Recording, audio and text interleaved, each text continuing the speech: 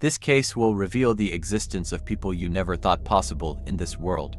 It will leave you deeply disturbed. Lucy Letby, a 33-year-old British nurse, was convicted of killing 7 newborn babies and attempting to kill 6 others.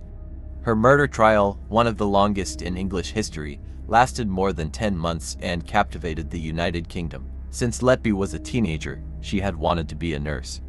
She'd had a difficult birth herself, and she was very grateful for being alive to the nurses that would have helped save her life, her friend Dawn Howe told the BBC. Letby became the first in her family to pursue a college degree, graduating as a nurse in 2011. The Countess of Chester Hospital, where she trained, welcomed her back as a qualified professional on their neonatal unit. The Countess of Chester Hospital's neonatal unit, a beacon of hope for premature and critically ill newborns, was plunged into shadow as a series of unexplained deaths began to occur. Healthy babies, seemingly on the mend, would suddenly take a turn for the worse. Alarms would pierce the sterile air, a symphony of terror that sent chills down the spines of parents and medical staff alike. Dr. Ravi Jayaram, a seasoned consultant pediatrician, noticed a disturbing pattern. More babies were falling ill under the care of a specific nurse, Lucy Letby. Despite her kind demeanor, a nagging unease grew within him. He wasn't alone. Other medical professionals started voicing their concerns to superiors, but the initial response was dismissive. Undeterred by the initial resistance, Dr. Jayaram, along with his colleagues, continued to meticulously document their observations. As the number of tragedies mounted, their concerns became increasingly urgent.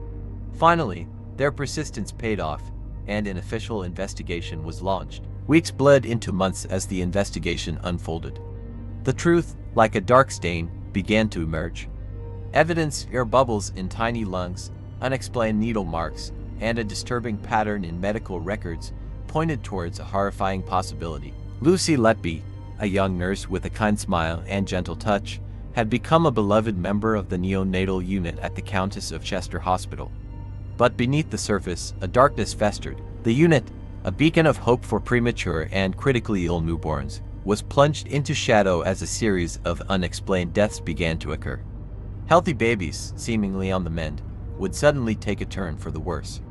Alarms would pierce the sterile air, a symphony of terror that sent chills down the spines of parents and medical staff alike. Among the worried faces was Sarah, whose tiny daughter Lily clung to life in the unit. One morning, Sarah noticed a change in Lily. The usual gurgles were replaced by weak whimpers. Panic surged through her as she saw Lucy rushing towards Lily's crib. The alarm wailed, a horrifying confirmation of Sarah's growing fear. Days bled into weeks, then months, as the fear spread. More babies fell ill, their tiny bodies fighting an unseen enemy. Whispers began to creep through the sterile halls, why only when a certain nurse was around. With a heavy heart, Sarah confided in a doctor, her voice laced with suspicion. The doctor's frown mirrored her unease, and a silent, determined investigation began. Weeks bled into months as the truth, like a dark stain, started to emerge. The evidence whispered a horrifying tale: hair bubbles in tiny lungs, needles used for harm, sweet milk turned deadly. Lucy, the angel with the gentle smile, was the source of the nightmare. The trial became a battleground for justice. Lucy, once trusted, now stood accused of unimaginable crimes. The verdict, a heavy weight, confirmed the whispers. Lucy Letby, the angel of death, was guilty. But the story didn't end there. Police searched Lucy's house, a place that once held dreams of a happy life, and found a chilling note titled "Not Good Enough." Scrawled across the page were phrases that laid bare the torment in her soul. "There are no words. I can't breathe. I'll never have children or marry. I'll never know what it's like to have a family. Why me?" The most disturbing confession, however, was in stark black and white. "I killed them on purpose because I'm not good enough to care for them. I am evil. I did this." Another scrap of paper revealed a desperate plea for help. "I can't do this anymore. I want someone to help me, but they can't." Lucy's world had crumbled.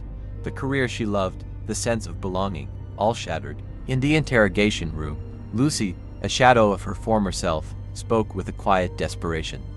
She denied intentionally harming the babies, but admitted to a crippling fear of inadequacy.